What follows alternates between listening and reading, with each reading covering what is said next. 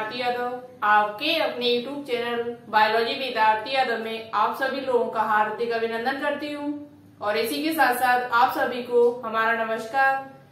तो जैसा कि आप सभी स्टूडेंट्स को मालूम है, आपका प्लांट किंगडम चैप्टर इस टाइम चल रहा है, उसमें हम आपको शैवाल और ब्रायोफाइट इन दोनों टॉपिक्स को कंप्लीट कर चुकी हूँ विद एमसीक्यू के साथ। आज हम आपके लिए प्लांट किंगडम में एक न्यू टॉपिक लेकर आए जिसका नाम है टेरिडोफाइट।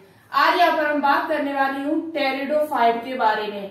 बहुत ही इंपॉर्टेंट टॉपिक है आपके एग्जाम्स के लिए, तो लगातार हमारे साथ वीडियो को देखते रहना और प्रत्येक पॉइंट को अच्छे से समझते हुए चले। जो भी पॉइंट हम यहाँ पर बताएं अच्छे से नोटबुक पे नोट डाउन करते हुए चलना आपको, जिससे आपकी तैयारी और भी बेहतरीन हो सके। ठीक है, तो चलिए बात करते हैं आज टेरिडोफाइट क्या होता है, ये कैसे पादप है, इनके अंतर्गत कौन कौन से पादप आते हैं, इनका वर्गीकरण क्या है, जनन किस प्रकार से होता है, पूरा डिटेल से जो भी पॉइंट आपके एग्जाम में आपसे पूछे जा सकते हैं वे सभी पॉइंट बताने की कोशिश पूरी करेंगे। ठीक है, तो लगातार हमारे साथ वीडियो को देखते रहना और हमारे अभी तक आपने टेलीग्राम चैनल को ज्वाइन न किया तो एक बार उसे जरूर ज्वाइन करें, जिसका नाम है टारगेट बायोलॉजी। क्या नाम है? Target biology. उस पर आपको ये वीडियो सबसे पहले मिल जाती है। सबसे पहले हम उसी पर ये वीडियो डाल देते हैं, जो भी वीडियो बनाते हैं वो सबसे पहले आपके टेलीग्राम चैनल पर पहुंचती है, जिसका नाम है टारगेट बायोलॉजी।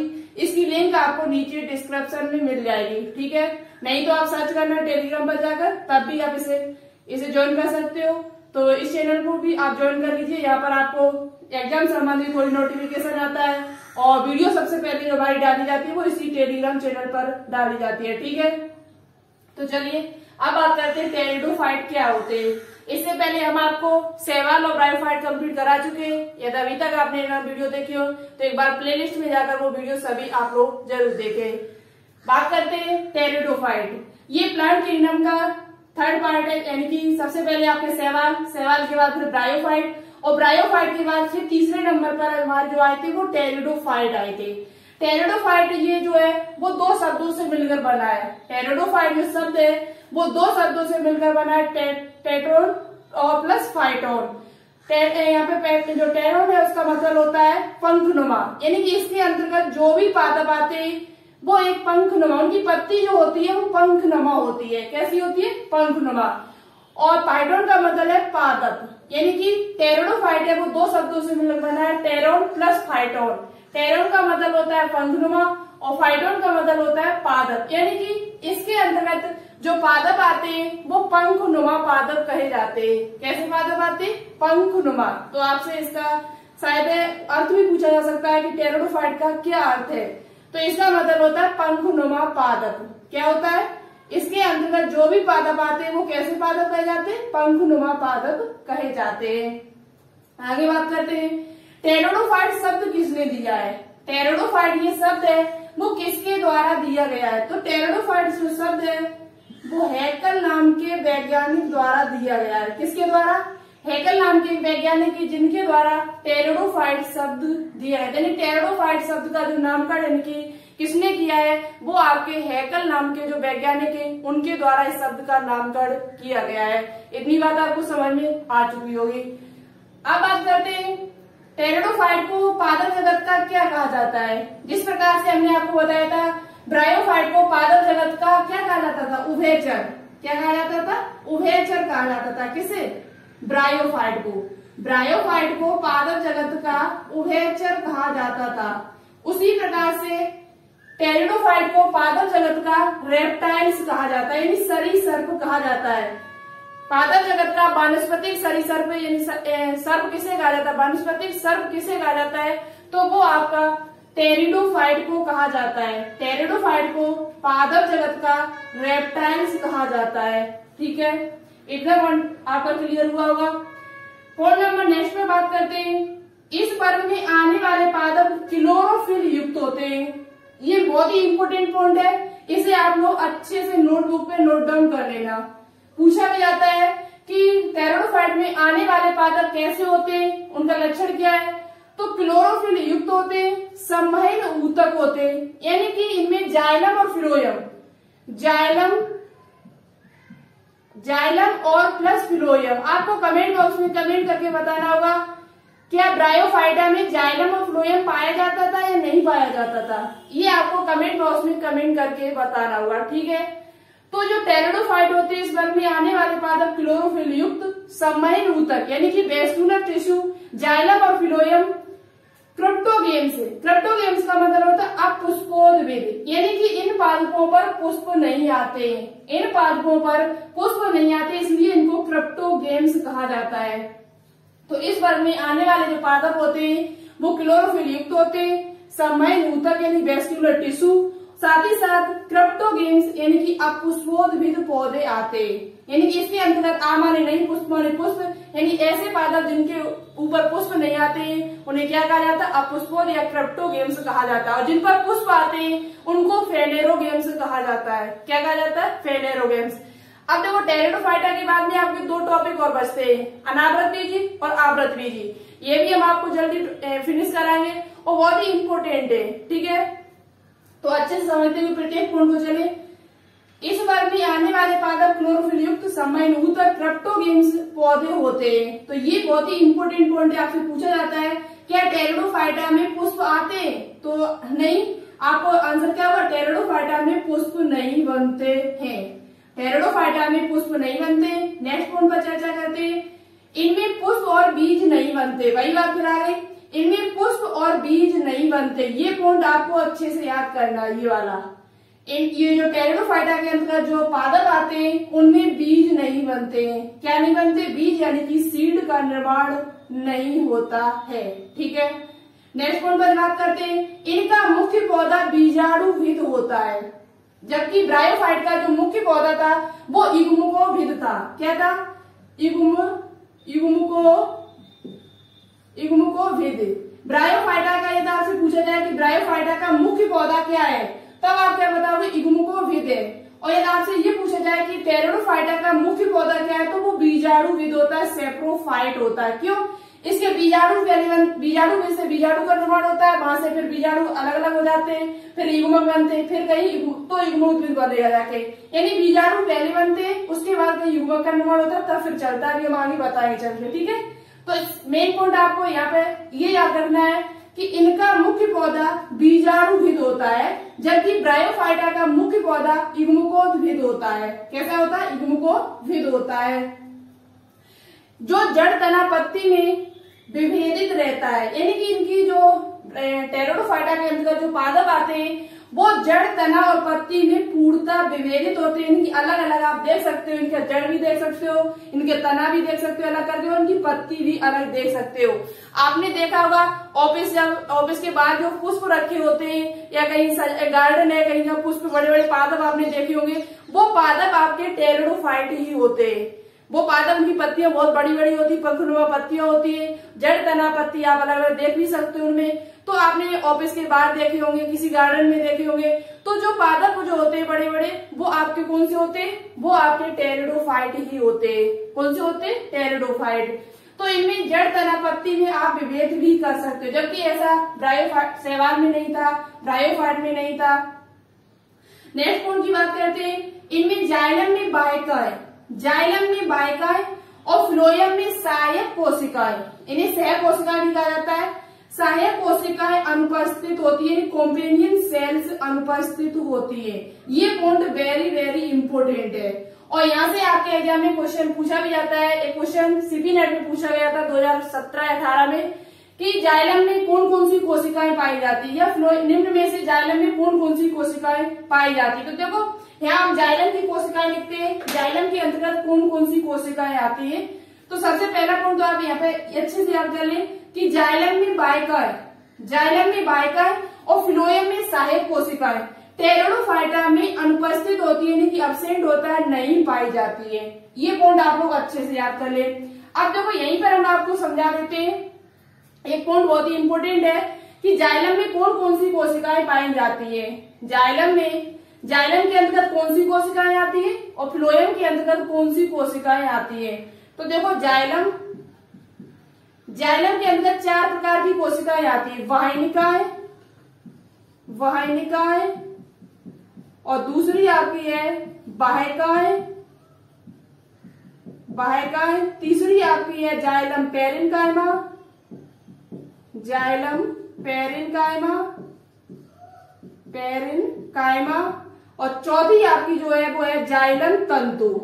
ये 4 प्रकार की कोशिकाएं जाइलम के अंतर्गत आती है। यही क्वेश्चन आपसे पूछा गया था कि फ्लोएम से आया था वो क्वेश्चन कि निम्न में से फ्लोएम के अंतर्गत कौन सी कोशिका नहीं आती है। इस प्रकार से आपका क्वेश्चन पूछा गया था, तो आगे आपसे भी पूछा जा सकता है, जाइलम से पूछा जा सकता है। तो आप लोग इनकी चारों कोशिकाएं अच्छे से याद कर ले। जाइलम के अंतर्गत जो कोशिकाएं आती उनको भी और फ्लोएम के अंतर्गत जो कोशिकाएं आती उनको भी। अब बात करते हैं फ्लोएम के अंतर्गत कौन सी कोशिकाएं आती है। तो फ्लोएम के अंदर जो पहली कोशिका है वो चालनी कोशिकाएं हमें इसको इधर लिख रहे हैं, ठीक है, ऊपर, जिससे आपको अच्छे से समझ में आए, ठीक है। फ्लोएम के अंतर्गत 4 प्रकार की कोशिकाएं आती हैं। फ्लोएम के अंतर्गत कितने प्रकार की कोशिकाएं आती है? 4। पहली आपकी चालनी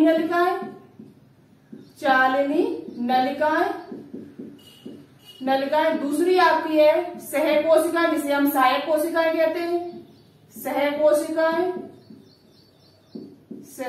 और यही आपकी टेरिडोफाइटा में नहीं पाई जाती है, ठीक है। और इसमें कौन सी नहीं पाई जाती? वाहकाएं, ये नहीं पाई जाती 2, और शेष सभी होती है। और तीसरी आपकी है फ्लोएम पेरेन्काइमा,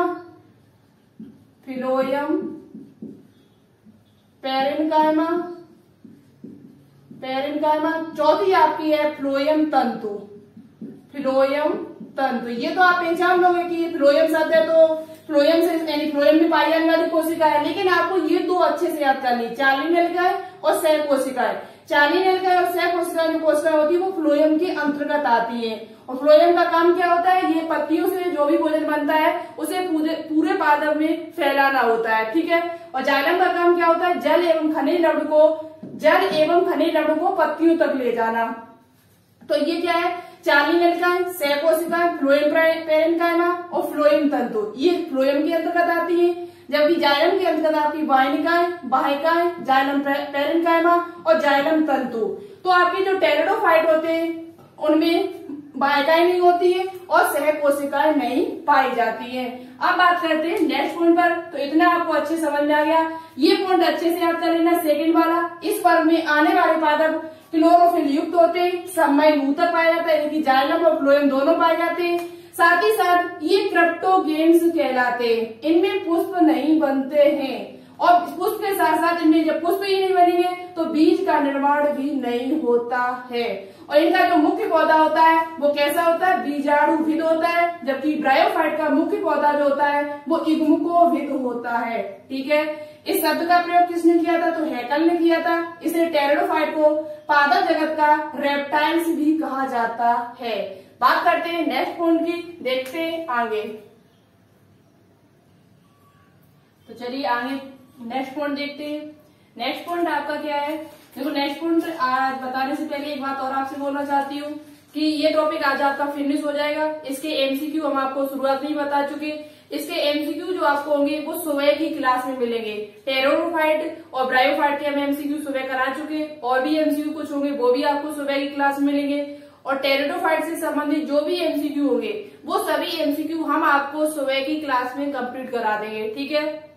तो अच्छे से हमारे साथ सुबह की क्लास और शाम की क्लास दोनों को अच्छे से देखते रहिए, जिससे आपको आपकी तैयारी बहुत ही बेहतरीन हो सके और आपका 2021 में सिलेक्शन भी हो सके, ठीक है। तो चलिए अब बात करते हैं आगे नेक्स्ट पॉइंट। बहुत ही इंपोर्टेंट पॉइंट है, सभी जितने भी पॉइंट यहाँ पर लिखे हुए सभी आपके एग्जाम्स के लिए इम्पोर्टेंट है। आगे हम बात करेंगे अभी इसका टेरिडोफाइट का वर्गीकरण किस प्रकार से किया गया और टेरिडोफाइट का आर्थिक महत्व क्या होता है। ये 2 टॉपिक अभी आगे हम यहीं पर फिनिश करेंगे और आज आपका टेरिडोफाइट जो है वो टॉपिक पूरा फिनिश हो जाएगा, ठीक है। तो बात करते हैं आगे बीजाणुधारियों यानी स्पोर्स जो होते हैं, बीजाणुधारियों यानी स्पोरेंजिया में उत्पन्न होते हैं। यदि आपसे पूछा जाए कि बीजाणु का निर्माण कहाँ होता है, तो बीजाणु का निर्माण बीजाणुधानी के अंदर होता है। बीजाणु का निर्माण कहाँ होता है, तो बीजाणु का निर्माण बीजाणुधानी के अंदर होता है, ठीक है। तो बीजाणुधानियों स्पोरेंजिया में उत्पन्न होते हैं। बीजाणुधानियों कुछ विशेष प्रकार की पत्तियां पाई जाती है। बीजाणुधानियों में कुछ विशेष प्रकार की पत्ती होती है। इस प्रकार से बीजाणुधानियों में कुछ इस प्रकार से पत्तियां होती है, ऐसे इस प्रकार से कुछ पत्तियां होती है। बीजाणुधानी पत्तियां पाई जाती है। जिन्हें बीजाणु पर्ण कहा जाता है। जिनको क्या कहा जाता है? बीजाणु पर्ण यानी कि स्पोरोफिल कहते हैं। पूछा जाता है क्वेश्चन कि टेरिडोफाइट में बीजाणु दानियों में कुछ विशेष प्रकार की पत्तियां होती हैं, उन पत्तियों को क्या कहा जाता है? तो उन पत्तियों को बीजाणु पर्ण कहा जाता है। क्या कहा जाता है? बहुत ही इंपोर्टेंट पॉइंट है, बीजाणु पर्ण इसको कहा जाता है, जिसे इंग्लिश में कहा जाता है स्पोरोफिल। बीजाणु दानियों के समूह को क्या कहा जाता है? जब बहुत सारे बीजाणु दानी मिलते हैं उस पादप में, तो उस समूह को क्या कहा जाता है? तो उस समूह को आपका कहा जाता है सोराई। क्या कहते हैं? सोराई कहा जाता है। बीजाणु दानियों के समूह यानी ग्रुप को क्या कहा जाता है? आपसे पूछा जाए तो आप बता सकते हो सोराई कहा जाता है। क्या कहा जाता है? सोराई। बीजाणु अंकुरित होकर हरे रंग का प्रोथैलिस बनाते। प्रोथैलिस शब्द आपसे पूछा है किससे संबंधित है? तो बीजाणु अंकुरित होकर, जब बीजाणु दानी में बीजाणु बन जाते हैं और ये बीजाणु कोई बीजाणु दानी है, ये इस प्रकार से बीजाणु दानी है, इसमें बहुत बीजाणु बने और ये जब ये इसका स्फुटन होगा यानी ये फूटेगी तो इसमें बहुत सारे बीजाणु बाहर निकलेंगे। क्या निकलेंगे? बहुत सारे बीजाणु बाहर निकलेंगे और बीजाणु बाहर निकलने के बाद हरे रंग का प्रोथैलिस यानी युग्मोद्भिद बनाते। प्रोथैलिस बनाते हैं, युग्मोद्भिद बनाते हैं और ये युग्मक क्या करेंगे? ये आपस में फिर दोनों मिलेंगे, एक युग्मक और दूसरा युग्मक जब ये आपस में मिलेगा तो फिर 2n का निर्माण होगा। 2n जब बन जाएंगे तो फिर बीजाणुविद पौधे का निर्माण होगा, फिर युग्मक बनेंगे। यानी कि इस प्रकार से इसमें भी पीढ़ी एकांतर होता है। इसमें उसमें क्या था? ब्रायोफाइट में पहले युग्मकों का निर्माण होता था, तब बीजाणुओं का निर्माण होता था, लेकिन इसमें उल्टा है। इसमें बीजाणु पहले बनेंगे तब युग्मक बनेंगे। इसमें बीजाणुविद फिर युग्मोद्भिद, फिर बीजाणुविद फिर युग्मोद्भिद इसमें टेरिडोफाइट में। जबकि ब्रायोफाइट में क्या होता था? युग्मोद्भिद फिर बीजाणुविद फिर युग्मोद्भिद फिर बीजाणुविद। तो उसमें क्या हुआ? दोनों में पीढ़ी एकांतर हुआ। क्या हुआ? Alternation of generation. पूछा जाता है क्या किन पादप जगत के किन समूह में पीढ़ी एकांतर पाया जाता है? तो आपका ब्रायोफाइट में भी होता है और टेरिडोफाइट में भी पीढ़ी एकांतर होता है। ठीक है, तो इस प्रकार से इसमें क्या हुआ? पीढ़ी एकांतर होता है। क्या होता है? पीढ़ी एकांतर। पीढ़ी एकांतर इसमें भी पाया जाता है और पीढ़ी एकांतर और इसमें पाया जाता था तो वो आपका ब्रायोफाइट में भी पाया जाता था। ब्रायोफाइट में भी होता है, दूसरे नंबर पर टेरिडोफाइट में भी पाया जाता है। तो ये बहुत ही इंपोर्टेंट पॉइंट है, आपसे पूछा भी जा सकता है पीढ़ी एकांतर की क्रिया किन किन समूह में होती है? तो ब्रायोफाइट में भी होती है और आपके टेरिडोफाइट में भी होती है। तो बीजाणु अंकुरित होकर हरे रंग का प्रोथैलस यानी युग्मोद्भिद बनाते हैं। क्या बनाते? प्रोथैलस। युग्मोद्भिद पर नर जननांग को पुधानी कहते हैं। जो युग्मोद्भिद होते हैं उसमें नर जननांग को क्या कहा जाता है? आपसे पूछा जाए तो नर जननांग को पुधानी यानी कि एंथ्रेडिया कहा जाता है, जबकि मादा जननांग को स्त्री धानिया यानी कि आर्केगोनिया कहा जाता है। दोनों पॉइंट बहुत ही ज्यादा इंपोर्टेंट है, आपसे पूछे जा सकते हैं कि युग्मोद्भिद में नर जननांग को क्या कहते हैं? तो पुधानिया कहते हैं। मादा जननांग को क्या कहते हैं? तो स्त्री धानिया कहते हैं। पुधानी से पुमड़ू बनेंगे। पुधानी से क्या बनेंगे? पुमड़ू। यानी पुधानी में नर युग्मक को पुमड़ू कहा जाता है, एंथ्रेजॉइड्स कहा जाता है, जबकि स्त्री धानी में अंडुक बनेंगे यानी मादा युग्मक बनेंगे, उसे कहा जाता है अंड, जिसे इंग्लिश में कहा जाता है एग। तभी यहाँ पर स्त्री दानी होगा, एक पुधानी होगा यानी पुधानी होगी, दोनों से एन युग्मक निकलेंगे, तभी दोनों का निषेचन होगा और निषेचन होने के बाद क्या होगा? 2n का निर्माण हो जाता है। यानी कि एक जगह पर आपकी स्त्री दानी होगी, पुधानी होगी, पुधानी, दूसरी तरफ क्या होगी? स्त्री दानी, और दोनों में क्या होंगे? युग्मक बनेंगे, एक एन, दोनों का मिलन होगा तो किसका होगा? 2n निषेचन होगा तो युग्मनज का निर्माण होगा। किसका निर्माण होगा? युग्मनज, यानी युग्मनज से भ्रूण बनेगा, भ्रूण से फिर बीजाणु भी बनेगा और फिर वही क्रिया फिर दोबारा से प्रारंभ हो जाती है। ठीक है, तो आप सिर्फ इतना याद करना आपको है कि पुधानी में नर युग्मक को पुमड़ू कहा जाता है, एंथ्रोजॉइड्स कहा जाता है, जबकि स्त्री धानी में मादा युग्मक को अंड यानी कि एग कहा जाता है। और युग्मोद्भिद पर नर जननांग को क्या कहते हैं? तो पुधानिया कहते हैं, एंथ्रेडिया कहते हैं, जबकि मादा जननांग को क्या कहा जाता है? तो स्त्री धानी कहा जाता है। अब एक पॉइंट यहाँ पे डिस्कस करते हैं, बहुत ही अच्छा पॉइंट है आपके एग्जाम्स के लिए। पॉइंट क्या है? देखो, एक पॉइंट है आपका कि पुमड़ू जो होते हैं वो कैसे होते हैं? चल होते हैं या अचल होते हैं? पुमड़ू जो होते हैं, जो नर युग्मक में बनते हैं, पुमड़ू, पुमड़ू जो होते हैं वो चल होते हैं। कैसे होते हैं? मोन्टाइल, मोन्टाइल होते हैं। अब इसमें देखो दो, जो आपको पता है पहले से, टेरिडोफाइटा को सामान्यतः फर्न कहा जाता है। टेरिडोफाइटा, ने आपको पिछली वीडियो में बताया था कि टेरिडोफाइटा को सामान्यतः फर्न कहा जाता है। आपसे पूछा जा सकता है कि फर्न किसके अंतर्गत आते हैं, ब्रायोफाइट के अंतर्गत, अनावृत बीजी के, कि आवृत बीजी के, कि टेरिडोफाइट के। तो आप बता सकते हो जो फर्न होता है वो टेरिडोफाइट के अंतर्गत आता है, जबकि मॉस जो होते हैं, मॉस जो होता है वो आपका ब्रायोफाइट के अंतर्गत आता है। किसके अंतर्गत आता है? ब्रायोफाइट के अंतर्गत आता है। और भी कई बार इसके ब्रायोफाइट के लिवरवर्ट है, हॉर्नवर्ट्स है, तो ये हमने आपको पिछली वीडियो में बताए हुए। ठीक है, अब बात करते हैं पुमड़ू चल होते हैं, लेकिन इसमें चल होते हैं तो एक है हमारा सिलेजेला, सिलेजिनेला, एक आपका जो आता है सेलेजिनेला, सिलेजिनेला भी लिख सकते हैं इसे। सिलेजिनेला नाम का एक टेरिडोफाइट पादप है जो आपका द्विकशाविकी होता है। कैसा होता है? द्विकशाविकी। आपसे पूछा जा सकता है कि सिलेजिनेला जो होता है, सिलेजिनेला, वो कैसा होता है? द्विकशाविकी होता है, बहुकशाविकी होता है? तो ये कैसा होता है? द्विकशाविकी, इनकी डाइफ्लैजिलेट होता है। कैसा होता है? डाइफ्लैजिलेट। जबकि फर्न जो होते हैं, इसके अंतर्गत जो फर्न आते हैं, फर्न के अंदर जो पादप आते हैं वो आपके बहुकशाविकी होते हैं। कैसे होते? बहुवन की मल्टीफ्लैजिलेट होते हैं, बहुकशाविकी। तो आपको यहाँ से समझ में आ रहा होगा कि पुमड़ू जो होते हैं वो चल होते हैं, मोन्टाइल होते हैं, जिसमें से एक आता है सिलेजिनेला। सिलेजिनेला नाम का एक पादप रहता है जो द्विकशाविकी होता है, जबकि फर्न जो होते हैं वो आपके बहुकशाविकी होते हैं, यानी मल्टीफ्लैजिलेट होते हैं। कैसे होते हैं? मल्टीफ्लैजिलेट होते हैं, जबकि ये कैसा होता है? डाइफ्लैजिलेट होता है। ठीक है, तो आपको अच्छे समझ में आ गया होगा कि फर्न कैसे होते हैं। तो वो उनके अंदर जो नरयुग्मक होता है वो बहुकशाविकी होता है, जबकि सिलेजिनेला होता है वो द्विकशाविकी होता है। और टेरिडोफाइट के अंतर्गत जो फर्न आते हैं, टेरिडोफाइट के अंतर्गत फर्न आते हैं, सामान्यतः उनको फर्न भी कहा जा सकता है, जबकि ब्रायोफाइट के अंतर्गत क्या आते हैं? मॉस आते हैं। तो इग्मोथ पर नर जन्म को पोदानिया कहते हैं, मादा जन्म को स्त्रीधानी कहते हैं, और पोदानी के अंदर जो नर युग्मक बनते हैं उनको पुमड़ू कहा जाता है। ये पॉइंट आप लोग अच्छे से याद कर लेना। अब बात करेंगे किसका? टेरिडोफाइट का आर्थिक महत्व क्या है और टेरिडोफाइट का वर्गीकरण किस प्रकार से किया गया है। देखो, अब बात करते हैं टेरिडोफाइट का आर्थिक महत्व। टेरिडोफाइट का आर्थिक महत्व क्या है, कि कैसे हमारे लिए लाभ पहुंचाता है।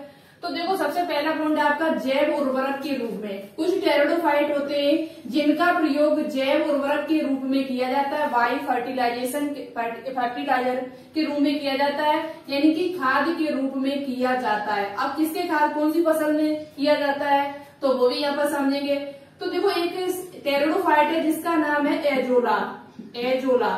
एजोला नाम का एक टेरिडोफाइट होता है जो आपके कहाँ पर रहता है? एजोला के अंदर एक नीलहरित शैवाल पाया जाता है। एजोला के अंदर एक नीलहरित शैवाल पाया जाता है जिसका नाम है एनाबीना एजोली। एनाबीना एजोली नाम का एक आपका नीलहरित शैवाल है। क्या है ये आपका? एनाबीना एजोली नाम का एक आपका क्या है? नीलहरित शैवाल, यानी कि BGA, blue green algae. Azolla के अंदर, किसके अंदर? एजोला नाम का एक टेरिडोफाइट है, इसके अंदर एक नीलहरित शैवाल पाया जाता है जिसका नाम है एनाबीना एजोली। इसका काम कहाँ किया जाता है? तो ये आपके धान के खेतों में, धान के जो खेत होते हैं उनके खाद के रूप में प्रयोग किया होता है। खाद के रूप में प्रयोग किया जाता है। किसके रूप में? खाद के रूप में, यानी उर्वरक के रूप में इसका प्रयोग किया जाता है। किसके? एजोला जो होता है वो धान के खेतों में उर्वरक के रूप में प्रयोग किया जाता है। ये आपका जो एजोला के अंदर एनाबीना एजोली है वो इसी के अंदर वास करता है। एनाबीना जो एजोली नीलहरित शैवाल है, ये आपका कहाँ वास करता है? ये कहाँ रहता है? तो ये आपका जो रहता है वो आपका कहाँ पर रहता है? तो ये एजोला के अंदर रहता है। किसके अंदर रहता है? एजोला के अंदर रहता है। और एजोला का प्रयोग जो किया जाता है वो धान के खेत में किसमें?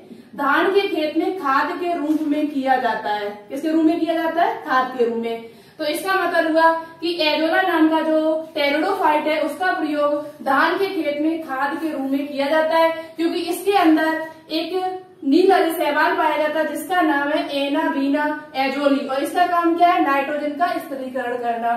ठीक है, बात करते हैं सजावट के लिए।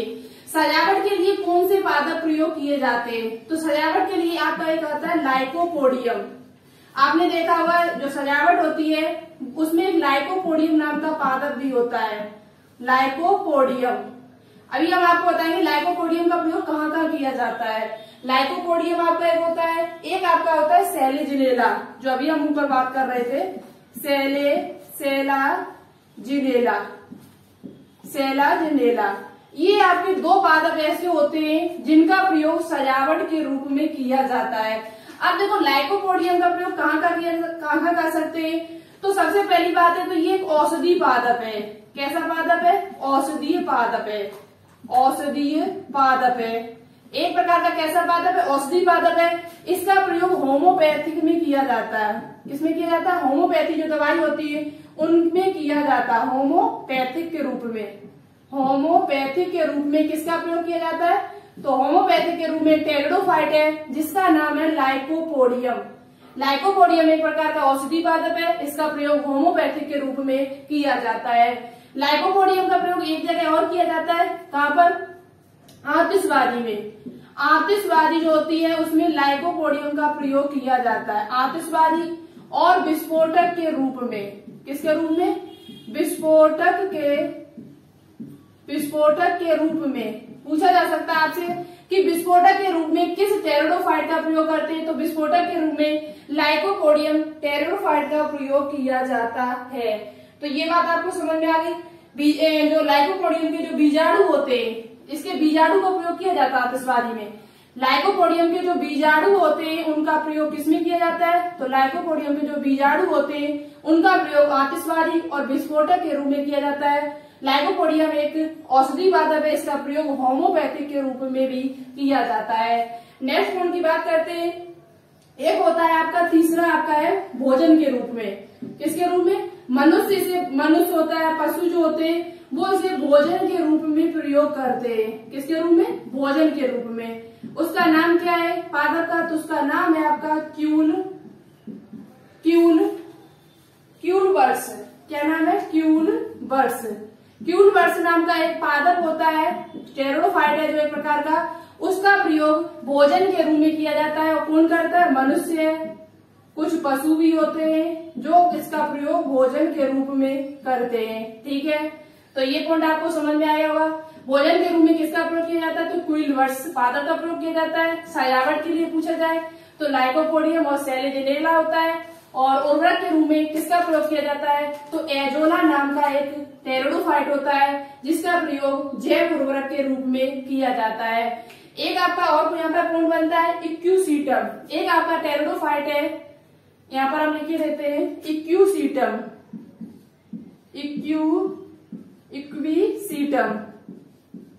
इक्यूसीटम नाम का एक पादप है जो आपका क्या है? टेरिडोफाइट है। इसका जो दूसरा नाम है इसे और किस नाम से जाना जाता है? तो इसे हॉर्स टेल के नाम से जाना जाता है। इसकी जो टेल यानी पादप जो होता है, इनकी जो पत्तियां होती है, यानी कि जो लास्ट भाग होता है वो जो घोड़ा होता है उसकी पूंछ जैसा लगता है। आप चित्र देख सकते हैं, गूगल पे सर्च करना इक्यूसीटम का चित्र या अपनी किताब में देखना, तो कुछ हॉर्स टेल यानी कि घोड़े की पूंछ की तरह ये दिखता है, इसलिए इसे हॉर्स टेल के नाम से भी जाना जाता है। किसे? इक्यूसीटम को। इक्यूसीटम का जो प्रयोग किया जाता है वो बर्तन साफ करने में किया जाता है। इसके गुच्छों का जो प्रयोग किया जाता है वो बर्तन साफ करने में किया जाता है। किसमें किया जाता है? बर्तन साफ करने में। तो आपसे क्वेश्चन पूछा जाता है कि हॉर्स टेल के नाम से किसे जाना जाता है? हॉर्स टेल के नाम से किसे जाना जाता है? तो इक्यूसीटम नाम का एक पादप होता है जो टेरिडोफाइट है, उसे हॉर्स टेल के नाम से जाना जाता है। और उसका क्या किया जाता है? वो बर्तन साफ करने में प्रयोग किया जाता है। किसको साफ करने में? बर्तन साफ करने में प्रयोग किया जाता है। अब बात करेंगे आगे, ये आपका टेरिडोफाइट की कुछ आर्थिक महत्व, ज्यादा नहीं है, इतने जितने भी हमने नाम यहाँ पर लिखे, जो भी टेरिडोफाइट है जैसे एजोला होगा, लाइकोपोडियम होगा, पोडियम, सेलेजिनेला होगा, इक्यूसीटम होगा और क्यूलवर्स पादप, ये 4-5 नाम है, आप लोग अच्छे से याद कर लेना। कि पूछा जा सकता है कि निम्न में से एजोला क्या है। तो एजोला क्या है, एक प्रकार का टेरिडोफाइट है हमारा, ठीक है। अब चलिए आगे बात करते हैं, टेरिडोफाइट का वर्गीकरण किस प्रकार से किया गया, बहुत ही इंपॉर्टेंट है, ठीक है। देखिए अब बात करते हैं टेरिडोफाइट का वर्गीकरण। टेरिडोफाइट को देखो 4 समूहों में बांटा गया। कितने समूहों में बांटा गया, 4 समूह में इनको बांटा गया है और बहुत ही इंपॉर्टेंट है, वेरी वेरी इंपॉर्टेंट ये है आपके लिए। आपसे पूछा जा सकता है कि ये किस समूह में रखा है, जैसे इक्यूसीटम है तो इसे किस में रखा गया है, आपका लाइकोपोडियम है तो इसे किस में रखा गया है, किस समूह में रखा गया है, ये बहुत ही इंपॉर्टेंट है, तो अच्छे समझते हुए चलना। और लास्ट में ये जो पूर्ण लिखा है ये आपके लिए मोस्ट इंपॉर्टेंट है, ठीक है। तो चलिए बात करते हैं टेरिडोफाइट को 4 समूह में बांटा गया। सबसे पहले साइलोफाइटा, लाइकोफाइटा, आर्थोफाइटा और फिलिकोफाइटा। तो देखो जो सबसे पहला आपका है साइलोफाइटा। साइलोफाइटा के अंतर्गत 2 आते हैं आपके, साइलोटम और राइनिया। साइलोटम है जो आपका वो एक टेरिडोफाइट है, जबकि राइनिया भी वो एक आपका टेरिडोफाइट है। राइनिया जो है आपका वो विलुप्त पादप है। और एक बात आप याद रखना कि टेरिडोफाइट के अंदर कुछ ऐसे पादप हैं जो जीवाश्म पादप कहे जाते हैं, यानी कि पहले कुछ वर्षों पहले उनके साथ के जो पादप थे वो खत्म हो चुके हैं, लेकिन कुछ पादप ऐसे भी हैं जो अभी तक जीवित हैं, तो इसलिए इसको जीवाश्म पादप भी कहा जाता है। क्या कहा जाता है, जीवाश्म पादप, और जीवाश्म ईंधन के रूप में भी प्रयोग किए जाते हैं। अब बात करते हैं साइलोफाइटा के अंदर कौन कौन आता है, तो साइलोटम आता है आपका, और दूसरा आपका राइनिया जो आपका ये विलुप्त पादप है, ये विलुप्त हो चुका आपका टेरिडोफाइट। राइनिया नाम का जो पादप है वो कैसा हो चुका, विलुप्त हो चुका है।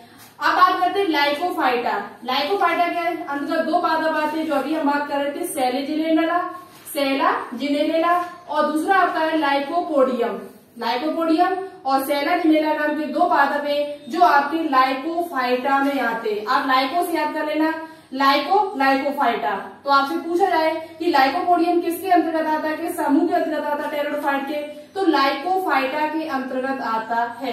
बात करते हैं आर्थोफाइटा के अंतर्गत 2 पादप आते हैं, इक्यूसीटम, दूसरा आपका है हाइनिया। इक्वीसीटम और हाइनिया नाम के 2 पादप हैं। इक्वीसीटम को अभी हमने आपको बताया था हॉर्स टेल के नाम से जाना जाता है। किस नाम से जाना जाता है, हॉर्स टेल के नाम से जाना जाता है, और इसका प्रयोग बर्तन साफ करने में किया जाता है। चौथा आपका आता है फ्लेकोफाइटा के अंतर्गत फ्लेकोफाइटा को सामान्यतः फर्न कहा जाता है, और यही पॉइंट हमने आपको अभी बताया था, टेरिडोफाइटा को सामान्यतः फर्न के नाम से जाना जाता है। अब आपसे पूछा जा सकता है कि फर्न किस में रखे गए हैं, फर्न को किस समूह में रखा गया है, तो फर्न को आपका फिलिकोफाइटा के अंतर्गत रखा गया। इसे सामान्यतः फर्न भी कहा जाता है, इसके अंतर्गत आपके ट्रायोपिटेरिस, टेरिस और ये 2 पादप आते हैं, ट्रायोपिटेरिस और टेरिस नाम के 2 पादप आते हैं। इसे सामान्यतः फर्न भी आप कह सकते हैं, इन्हें सामान्यतः आप क्या कह सकते हो, फर्न भी कह सकते हो। और इनकी जो संरचना होती है वो पंखों के समान पत्तियां होती हैं। इनकी जो पत्तियां होती हैं वो किसके समान होती है, पंखों के समान होती है। तो बहुत ही इंपॉर्टेंट है, आपसे पूछा जा सकता है कि बताइए निम्न में से लाइकोपोडियम किसके अंतर्गत आता है, तो लाइकोफाइटा के अंतर्गत आता है। इक्विसीटम किसके अंतर्गत आता है, तो इक्विसीटम आपके आर्थोफाइटा के अंतर्गत आता है। तो ये बहुत ही इंपॉर्टेंट पॉइंट है, ठीक है। अब बात करते हैं मोस्ट इंपोर्टेंट पॉइंट है मार्सिलिया, साल्विनिया, एजोला। इनको जलीय फर्न के नाम से भी जाना जाता है। ये जलीय फर्न है, ये सभी आपके जल में पाए जाते हैं। किसमें पाए जाते हैं, जलीय फर्न। तो किन पूछा जाता है कि निम्न में से जलीय फर्न कौन सा है, मार्सिलिया, साल्विनिया, एजोला, ये तीनों ही आपके जलीय फर्न कहे जाते हैं। कौन से फर्न कहे जाते हैं, जलीय फर्न। तो ये पॉइंट आपके लिए वेरी वेरी इंपॉर्टेंट है, आपसे पूछा भी जा सकता है एग्जाम में कि निम्न में से जलीय फर्न कौन सा है, मार्सिलिया, साल्विनिया, एजोला और आपका ये क्या है, जलीय फर्न इनको कहा जाता है। अब कुछ क्वेश्चन है जिनके आंसर आपको कमेंट बॉक्स में कमेंट करके बताना होगा। पहला क्वेश्चन आपका है कि लाइकोपोडियम का प्रयोग कहाँ किया जाता है। दूसरा क्वेश्चन है इक्विसीटम का दूसरा नाम क्या है, इक्विसीटम को किस समूह में रखा गया है। और साथ ही साथ आपको बताना होगा एजोला का प्रयोग कहाँ किया जाता है, एजोला का जो प्रयोग है वो कहाँ किया जाता है। इन 3 क्वेश्चन का आंसर आपको देना होगा। इसके एमसीक्यू है वो आपको सुबह की क्लास में मिलेंगे, तो सुबह की क्लास आप लोग बिल्कुल भी मिस न करिएगा, ठीक है। सुबह की क्लास में बहुत ही इंपोर्टेंट इस टाइम हम एमसीक्यू लगवा रहे हैं, और जो भी एमसीक्यू इस टाइम लगवा रहे हैं वो सभी नए, बिल्कुल नए एमसीक्यू है आपके लिए। बहुत ही इंपोर्टेंट एमसीक्यू, उसमें प्रीवियस ईयर क्वेश्चन होंगे, आपके नीट में पूछे हुए क्वेश्चन होंगे, पीएचयू के होंगे, यानी विभिन्न प्रकार के एग्जाम में पूछे हुए क्वेश्चन होंगे। तो सुबह की क्लास देखना आप लोग बिल्कुल भी न भूलिएगा। तो आज के लिए इतना ही रखते हैं। टेरिडोफाइट आपका बिल्कुल फिनिश हुआ। टेरिडोफाइट क्या होता है, शब्द किसने दिया था, और देखो टेरिडोफाइट का जो अध्ययन किया जाता है वो टेरिडोलॉजी में किया जाता है। टेरिडोफाइट का जो अध्ययन किया जाता है वो किसमें किया जाता है, टेरिडोलॉजी में किया जाता है। शब्द किसने दिया, और बीजाणुधानी का बनते हैं, सभी हमने आपको बताया। नर जननांग को क्या कहते हैं, मादा जननांग को क्या कहते हैं, इसका वर्गीकरण क्या, आर्थिक महत्व, सभी हमने आपको क्लियर करा दिया। कुछ पॉइंट यदि आपके होंगे बचे हुए वो हम आपको एमसीक्यू के टाइम में कंप्लीट करा देंगे। तो चलिए आज के लिए इतना ही रखते हैं। ओके, थैंक्स, जय हिंद, जय भारत।